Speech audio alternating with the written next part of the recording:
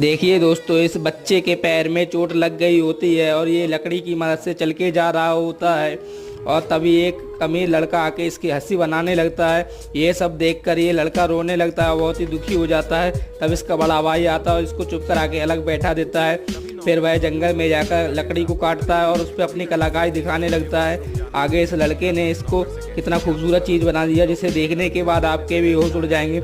लेकिन उसे देखने से पहले अगर आप भी महादेव के सच्चे वाले भगत हो तो वीडियो को लाइक करके चैनल को सब्सक्राइब कर दो, और अगर लिखना आता है तो कमेंट में हर हर महादेव जरूर लिख दें। आगे आप देख सकते हैं इस बच्चे को इसने कितना खूबसूरत हैंड ग्लिपर बना दिया जिसे देखकर ये बच्चा भी खुश हो गया।